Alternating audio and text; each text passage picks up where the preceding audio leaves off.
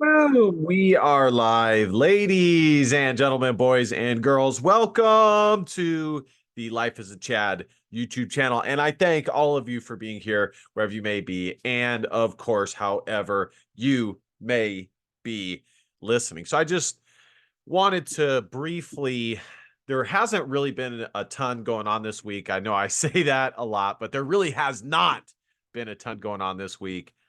Uh, but I did.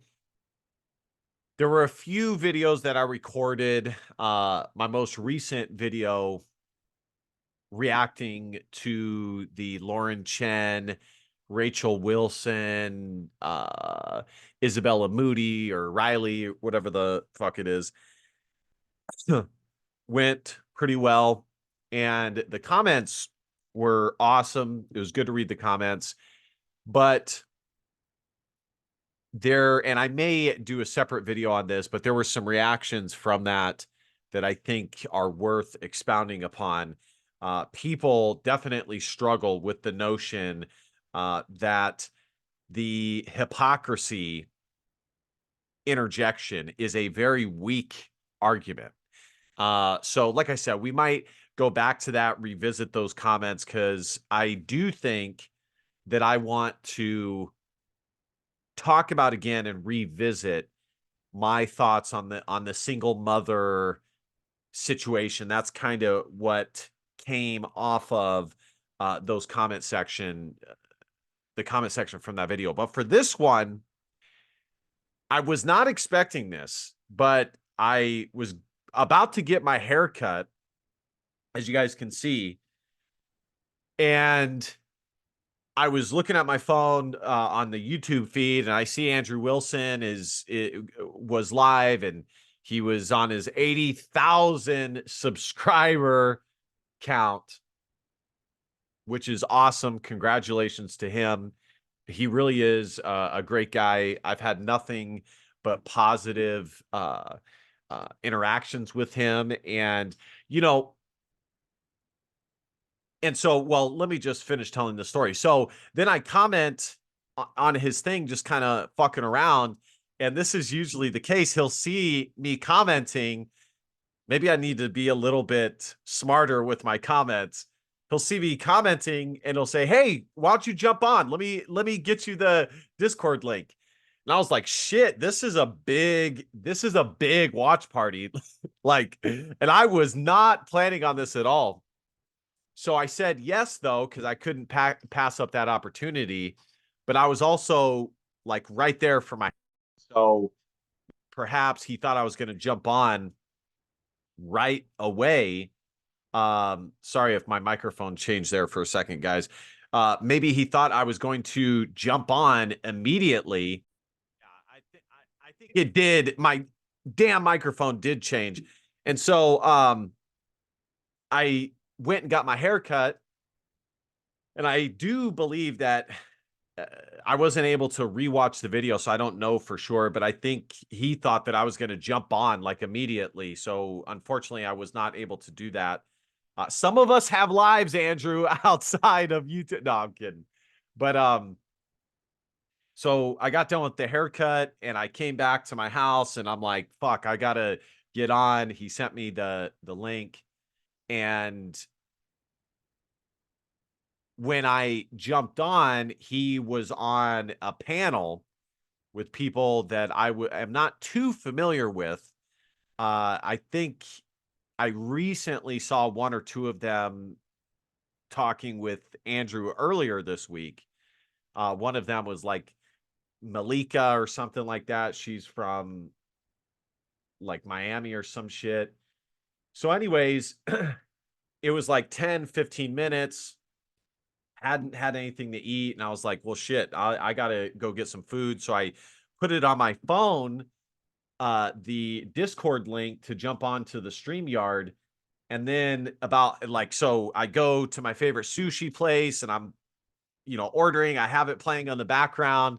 I'm like, and then finally I realized, fuck, what if he calls on me here? So then I get out of it because I don't think it'd be a good look to do an interview in front of all those people at a sushi restaurant.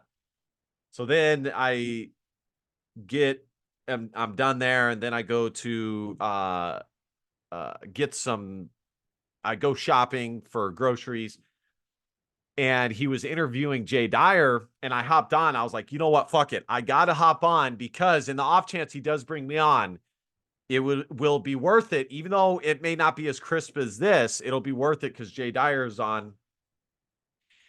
I've been really trying to talk with Jay Dyer, and but that did not happen.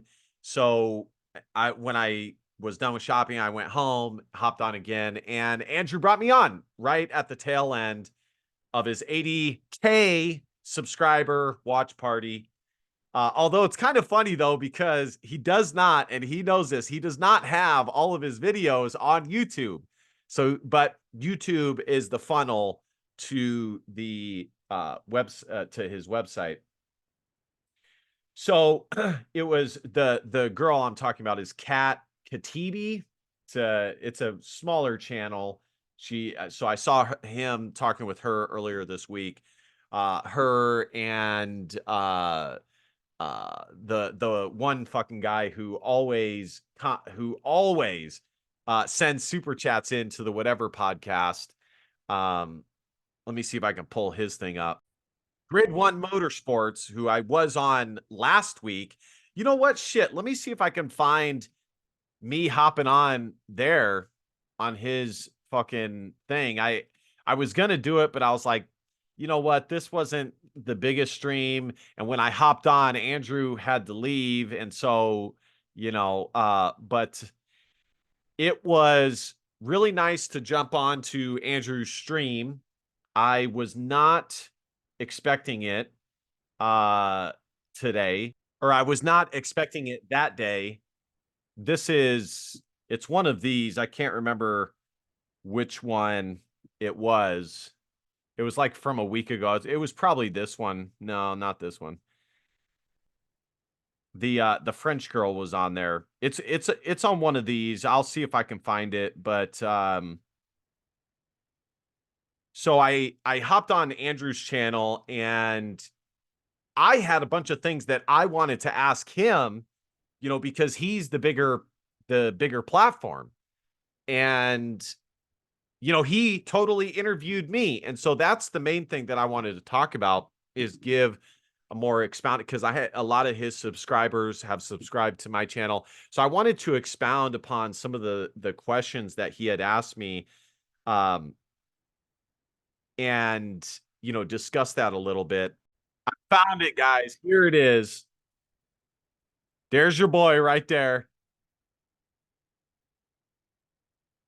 titled Lunacy All Around. I don't have the sound playing, titled Lunacy All Around. So, Andrew asked me a few things. He asked me, do I think that we can he asked me essentially my general thoughts. I would just play it if it was available, but I have to pay, $15 to get the access to the Andrew Prime content.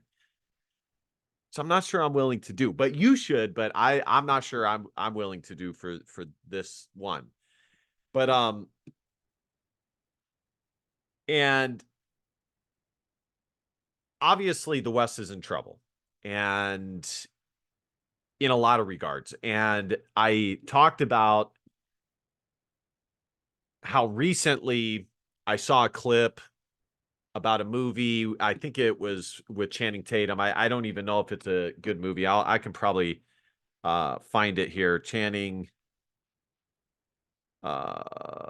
Rome, and The Eagle. That's what the movie is called. And it made me think about, I didn't watch the whole movie. I don't have fucking time to watch a full movie these days, but it made me think about the fact that our lives, especially as men, is so vastly different than a man's life from any other period of time. In previous times, men really were the absolute movers and shakers of the society around them. Not to say that women weren't helpful in their own regard. They were. They did their part, but men were always around each other. They knew their purpose. They knew their mission. They were a part of something, whether it was protecting their village, the small nation state that they were in. They had direction. They had purpose, and that is the biggest thing that is missing from the modern man's life is this purpose, this meaningful existence. And now, on top of that, way back then, life was far more physical. They didn't have nearly, not even close to the amount of creature comforts that we have now. It was a far more dangerous, dirty, and I don't mean dirty in a bad way, just uh, extremely physical, extremely a part of the elements that existed, totally battling the elements. Nowadays, we have virtually conquered the elements. I would say that the natural elements that exist have pretty much been conquered in the West since probably the 1900s. Like it probably started before then, but like conquered, I would say roughly around 1900, maybe a little bit later. But obviously it started before then. So the battle that we are fighting as modern men is far more mental and spiritual. And our biggest battle is within ourselves trying to find purpose and to be on our purpose. And that is the lone main piece of advice that I give on my channel is to find your purpose as a man. And I highly encourage, if you don't know and if you're unsure what your purpose is in life, then you need to spend time thinking on it, giving it a good thought, giving it a good thunk. Okay. I really highly encourage that because not only, well, I wouldn't necessarily say for myself, although it did impact me slightly, but not nearly as much as it did to friends around me. But I have seen how this has impacted men around me intently. And really, you see a mass amount of sheer confusion where men have no idea where to put their masculinity. And due to this confusion, they end up totally castrating both metaphorically and literally their masculinity because they don't know what to do with it. They have no purpose. They have no drive. They have nothing that they're aiming for. They have nothing to put that natural male ambition towards. So if you don't know and you're a young man, hell, even if you're not a young man, you need to give it a lot of thought. You need to legitimately ask yourself, what is it that you legitimately enjoy to do in life? Okay. And that is what I would push towards. Now, some men are just extremely naturally ambitious and they don't necessarily have a thing that they're super interested in. It's the game itself that they're interested in and just being successful in and of itself. But you will be far more successful and far quicker if you do have that thing that you are passionate about. So that's one. And then Andrew asked me, do I think that we can win this war? And the war that, just to categorically state what I mean when I say, or what I think of when somebody asks me about the war, the war that I am thinking of is this spiritual, mental, metaphysical war on humans, on the direction of human beings. Now, you can dilute it a little bit and bring it a little bit further down and not as meta. And it comes down to a more national, the direction of the country, the morality of the country in which you inhabit and things like that. But to me, it really is a battle of the soul. And it really makes sense if you're a Christian that that is the case, because in so many ways, that is what makes us us and distinguishes us from animals. And it was perhaps even divinely ordained that it was going to end up being this way. But without getting too Protestant here, not that I'm a Protestant, but like end timesy here, there's a certain element of how things are foretold, but I don't want to get into that too much, and I'll revisit that in a little bit. But that is what I think of when I think of the war. And it is the people who are trying to take that away from us, take our soul, take our direction, our purpose, our drive, and make us into slaves, essentially. So, do I think that we can win this war? Well, to me, as I told Andrew, I think the question is almost irrelevant, um, and not worth answering, because ultimately answering that specific question, because ultimately, to me, there is, as I said, a certain element of a preordained kind of destination in which the world is going. But regardless, it doesn't change what God calls us to do as human beings, and specifically as Christians, which is to be righteous and to live good moral lives.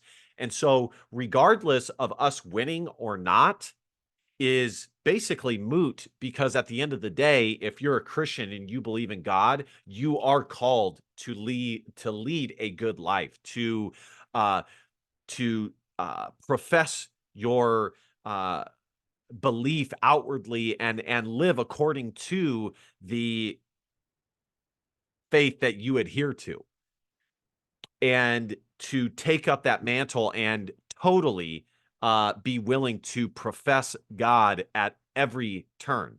And so the question of whether we're going to win or not, like long term, is irrelevant, because to me, and I said this to Andrew, and I thought, honestly, I thought it was a good answer. Winning is just being a part of the battle and getting over the temptation to be nihilistic and say, oh, fuck it, it doesn't matter. Because not only are there a ton of secularists that feel that way, there's a ton of Christians that feel that way too, mainly Protestants, because it is very tempting to read the end time scripture, or as for secularists to for them to get all sciency and scientism-y, to basically just say, you know what, throw their hands up and say, you know what, it doesn't really matter what I do. I'm just one person.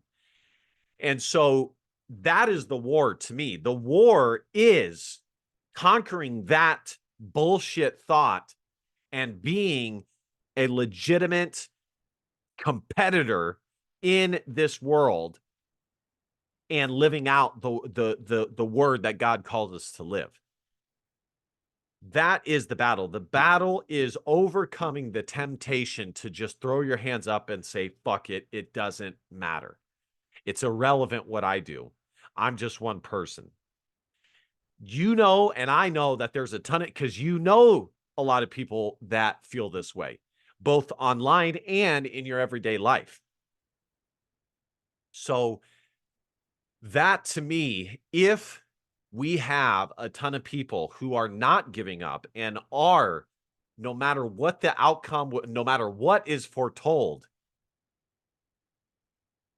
who are still in the fight and living according to biblical principles, that is winning the fight. Because these people that are the controllers of the matrix, the people who are calling the shots, they want us to believe that we have no say so. They want us to be totally void of purpose and passion for the things that we believe in. They want us to just submit, bend our knees and submit to whatever direction they put forth for us. You know what I say to that? Fuck you. Fuck that. I am not sorry. No, I'm not sorry. I'm not going to do that. And that's even what Andrew said, you know, so what you're saying is fuck them. And I agree. That is essentially what I'm saying, because these people are scum. They are, as Alex Jones would say, they're scum.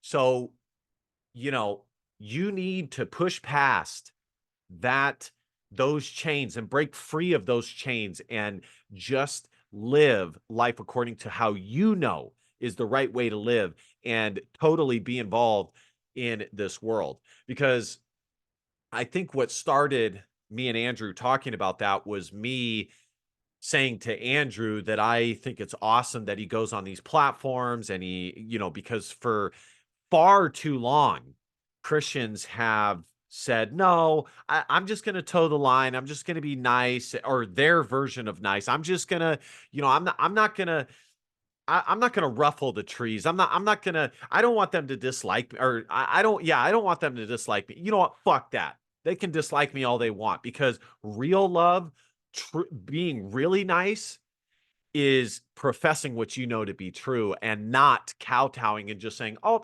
no, you know what? You can go ahead and murder that person. Oh, you know what? You think it's okay to be a hedophile? Yeah, you can go ahead and be a hedophile. Yeah. No, no. So, and I gave the example of the Asian girl, the Asian Christian girl, who said that she did not want to partake in the discussion of the whatever podcast, and Andrew Wilson called her out for being a pussy, for not engaging in the conversation. And that is why we're in the predicament that we're in, because people like her have thrown their hands up and said, either A, they're not going to participate in it because they have this fake self-righteousness, or B, they throw their hands up and say, oh, I'm just one person. And what can I do? You'd be surprised how much one person, if they're willing to put their mind to it, can accomplish and can really make an impact. You'd be surprised. Or C, they are the towing the liners, okay, where they're totally unwilling to have any sort of pushback or conflict due to their Christian belief. Let me tell you something, okay? It is written all over the Bible that the Bible is a book full of conflict. People do not take the Bible like, oh, yes. You think by and large people hear the Bible and what it has to say and they go, oh, yes. Oh my gosh, that's so true. Oh my God. Thank you. Thank you. No. It pierces people to their core, which is why it is so hard for a lot of people to hear it, because it's the ultimate truth. It's the ultimate truth. And so people who are living in this world of sin and lie and deceit and hypocrisy and degeneracy, when they hear that truth, that righteousness, it pierces them right through the neck. No, right through the soul. It really does. I'm totally serious about that. The best example I can give of it is like somebody who's an alcoholic, and somebody actually has the balls to say, dude, you or lady, because a lot of these ladies be fucking winos out here. Lady, you got a drinking problem. That's the best example I can give, or metaphor I can give, of what happens to a degenerate or sinful person without God, who hears truth from the Bible, who hears those words, those righteous, beautiful words. It pierces their soul so hard, because their soul hears it and it knows the truth. But in that point in time, the devil has control of the soul for that person. And so when the devil hears it, it's stunned, it's shocked. So anyways, I don't want to get into too much imagery here, but I genuinely believe it. People who are engaged in this terrible, deceitful, lying, manipulative life, they do have sin covered all over their soul. So when they hear the Bible, when they hear the truth from the Bible, it's like it's like in a movie or a show, a dark creature that light touches, and it's like, or like a vampire that feels like.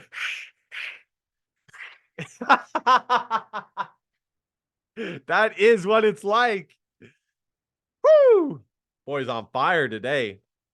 Getting fucking hot in this blazer though. So I think that is winning. And then he gave me some shit about my hair. When I interviewed David Patrick, or when I interviewed Andrew, a lot of the comments did say that I look like David Patrick Harry. And as I told Andrew, listen, I've always been a pretty boy. What can I say? I've always been a high and tight, sharp individual. I've never been a gruffly grizzly bear.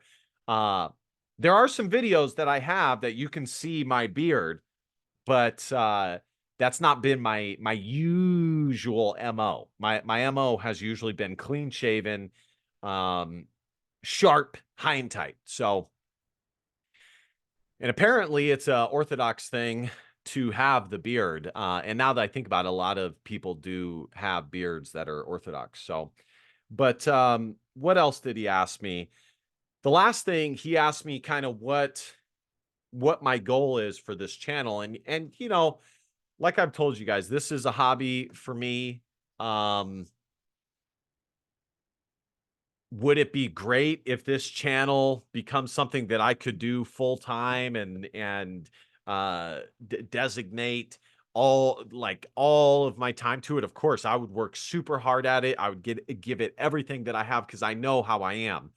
I'm an extremely hard worker, but it's a huge bet to do that, and there are some people who do quit their day job in order to designate and devote all this time to YouTube, but I have not mustered up the courage to do that.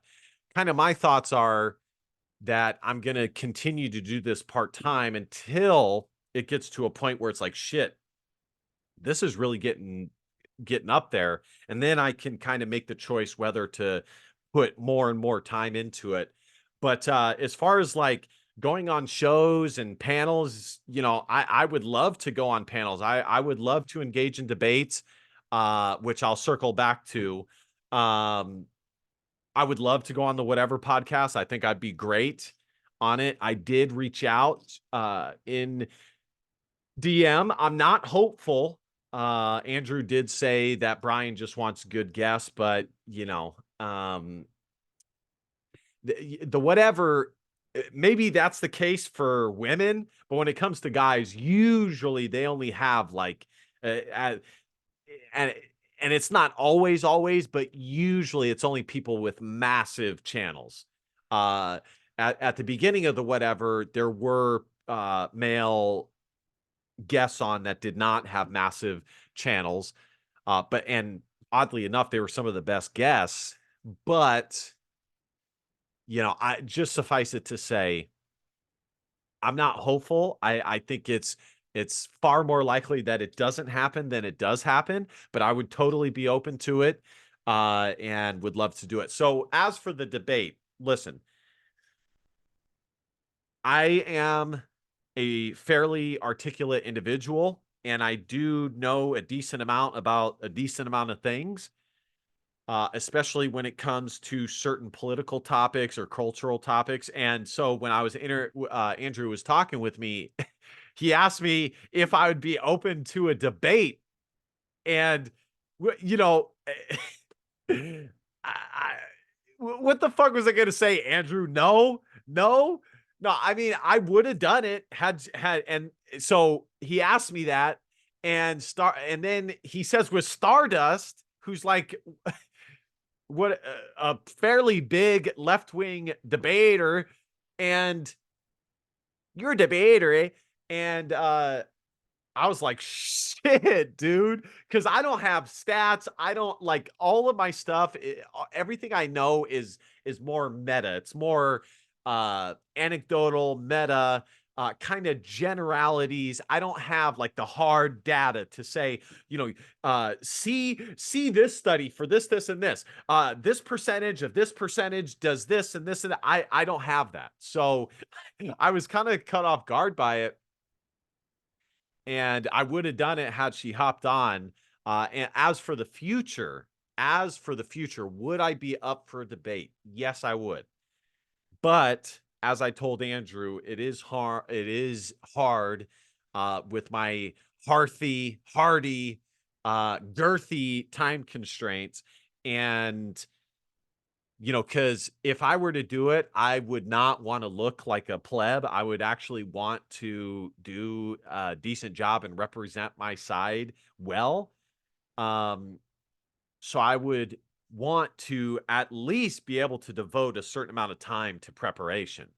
But that is hard. But I am open to it. I'll say that. I am open to it. The closest that I have been to a debate thus far would be with Lauren De Laguna. I did a video on her, and she commented, and then she hit me up in the comment section or the DMs on Twitter, and I just lost interest of talking with her. So because I really have no patience for these thoughterets on the internet. So, but I would be open to it. But I was like, fuck, Andrew, you really put me on the spot here, dude. I was just thinking I was gonna come on here, have a little chat. I thought I was gonna be asking you questions. No, but overall, it was awesome for him to bring me on. Very, very, very, and I know he doesn't like people doing this, and that's fair. This is totally my decision. But he is a very, very generous person. What you guys need to understand about YouTube is a lot of these eternally online individuals, especially ones with bigger channels, they do begin to have like a Hollywood pop culture persona where they're not willing to talk with this person unless they have this many subs, or this person unless they have this much clout. And on a certain level, I do understand it, because you cannot debate every Tom, Dick, and Muhammad, but you can't debate every Tom, Dick, and no, Muhammad was Tom, Dick, and Muhammad. I was trying to come up with a different name. You can't interview every Tom, Dick, and Kumar. But you know, I think it does go overboard slightly, where they're only willing to do it if you pay them, if and on top of having a big channel, and it's all this bullshit. It's like, dude, listen, yes, uh, are you popular? Obviously. Do you have internet fame? Sure. But quit being such a fucking douchebag. Just do the interview. Just do, quit big timing me. You aren't the big timers. You aren't the big timers. Anybody who knows the big timers, what's up? Freshest out turn, baby. So anyways, but yeah, it was very fun to go on, and I really appreciate Andrew doing that. We'll see what happens with the channel. Like I said, I'm going to continue to try and pump out 1 to 2 videos a week. Take it month by month and see where things are at. I really, you know, I knew that I could do it, but you never know for sure until you're close. I had no expectation that the channel was going to be reaching 1,000 subs, which is going to be here soon. And I appreciate everybody who has subscribed to the channel. I really do. You may not agree with everything I have to say, but I do think that I act in good faith. And at the very least, with me, that you're getting genuine, honest feedback. or commentary. So, all right, guys, like, comment, share, subscribe. You guys know the drill. And last but not least, DBAP, don't be a pussy willow. Have facts or feelings, because your feelings just don't matter. Love you, kings. See you guys next time. Christ is king. Peace.